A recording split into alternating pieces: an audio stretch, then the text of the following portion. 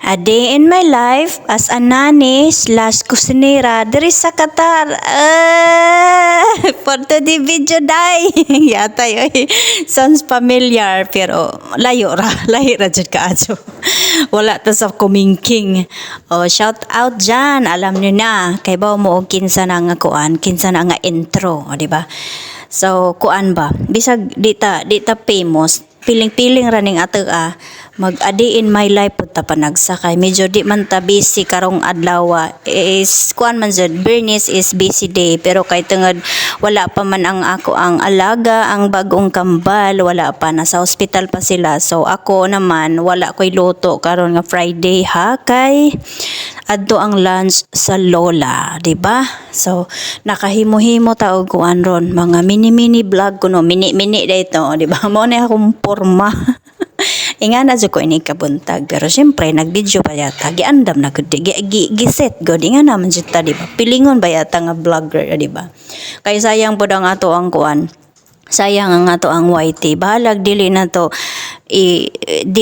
dili ta makasapit diri sa FB pero ang YT sayang kay monetize ta man ta didto so i-workout na to mo na akong buhat so pag human akong ligo mantanan sa sod o adto na dayon ko sa kusina gi time lapse ra nako ni parang magdali-dali ba kay lisod pod wala tay space sa atong cellphone kay piki bete sang cellphone wala tay camera nga nindot mao nang ako rang giingan na time lapse para makasave ta sa space sa atong cellphone ganon.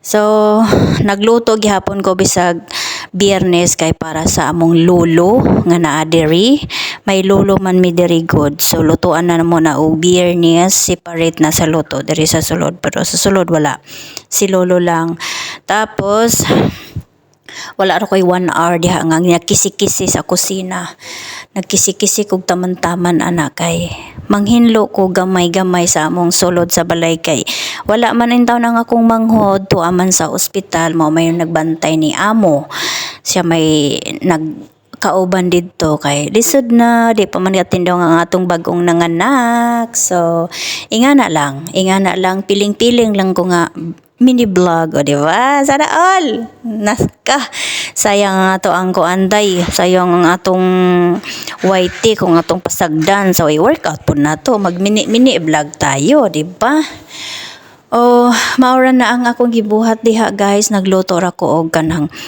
kuan sa lona para sa among lolo kay mora na yang gusto nga naisabaw-sabaw kay wala na ngipon ang lolo nato day maura na diha so paghumanhog kisi-kisi diha ning sulod na po ko sa balay kay nang hinlo ko simple ra jud na akong giluto unsa pag Biyernes manggod og naa dire ay perting bisiha sa kusina hantod hapon hantod alas 4 alas 5 rapid na si sugod buntag mao na hang papel basta Biyernes pero kay di man ta karon unja good luck na lang sa kambal pagka naa na diri sa balay wala na ko kahibaw gun sa routine nako diri kada adlaw kay magluto pa ka tapos napay kambal o diba good luck to me na jud ba na jud ko kabalo so nagmuni-muni ako nga nangapi aga nagbulol-bulol lisudan ning magkuan oy lisod ning magkanang